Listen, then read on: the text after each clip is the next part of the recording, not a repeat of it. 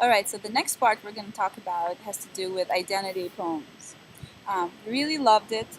Loved the idea of expressing yourself, expressing your identity through poetry. It would be great if there was an explanation of why you thought poetry would be a great way to do it. Really enjoyed the examples you provided about identity, especially a poem by Robert Frost, The Road Not Taken. And the reason why we liked it is because it actually never used the word identity, but yet it had to do a lot with identity. So that's a great way to use metaphors to express yourself. We also love the fact that you didn't limit students to any particular style, so they could be really creative. Yeah, we absolutely loved it. And I thought, we saw this and we thought maybe, this identity toolkit has a lot of focus on writing activities and activities that are really easy for students that have no difficulty writing. We thought that it would be really interesting to think a little broader with this one and make it the exploration of how art explores identity and stuff like that. So you could have a whole series of activities within this chapter that focus on painting, drawing, dance. I know you guys are great at that at Riverside, but so you can help provide a little advice as to how students can do activities in the arts that will really help them explore identity. So great job with this one.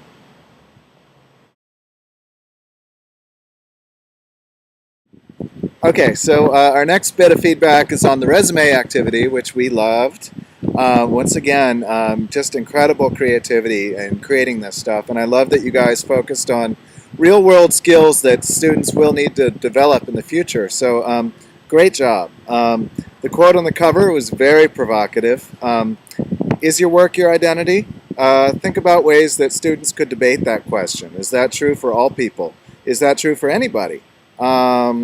There might be a fun activity involved in that. And then the other comment we had was instead of developing a resume necessarily, it would be nice to have students develop a description of what their dream job would be. So have students encourage wild ideas, encourage creativity. The job doesn't have to exist in real life. They could be an astronaut gardener. But the idea is that the dream job would express some aspect of their personality that they're exploring in this identity toolkit. Oftentimes in school we get assignments, so you say, you have to do this or you have to solve this problem. However, when you get older and you get into the real world, oftentimes you have to solve you create a problem and you have to solve it. So for example, you have to figure out what kind of a job you would like to get. There won't be an assignment that you would have to fulfill. It will be like, well, now you'll be a doctor and these are the steps that you need to take. But you have to look inside yourself again, kind of using an introspection, and think about what kinds of things would you like to do. What would be your dream job? We absolutely love the quote that you put about goals. That a goal is a dream with a date on it. So you can think of a job in a similar way. So what kinds of things you would like to do? Try to maybe create keywords and circle the most important ones, and then figure out what profession those keywords apply to, and then write a resume according to that, rather than having us or someone else assign a different profession you should strive for.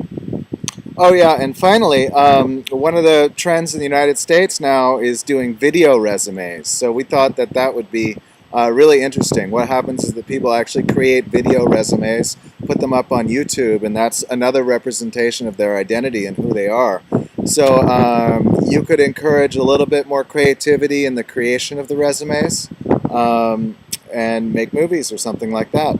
And the last comment is we also love the fact that you wanted the resume to be incremental. So you wanted kids to go back and update it every 15 days, I believe. So that's a really great idea, that it's a living document or it's a living video. Wonderful. Yeah, you're kind of blurring the lines between resumes and diaries, which is cool. Great job. Yep.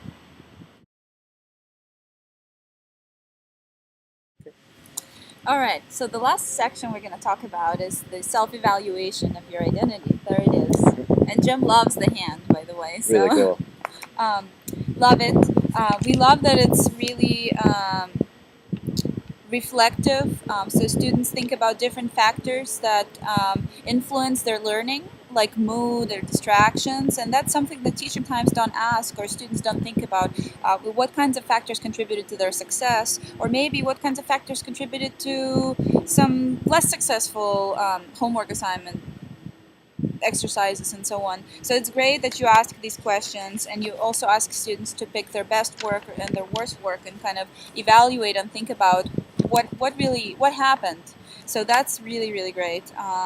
And I think that is also really important at the end, probably of every activity that students do, to kind of reflect and see what they liked, what they didn't like, or what could have changed in the course of activity. So reflection is really important.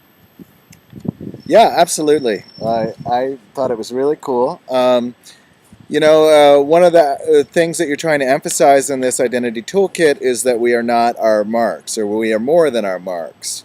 So we were thinking it would be really interesting to kind of expand this activity so that it's not just about homework, it's not just about schoolwork, but you're creating places where students can reflect on how their mood, how their emotional state affects any number of aspects of their lives.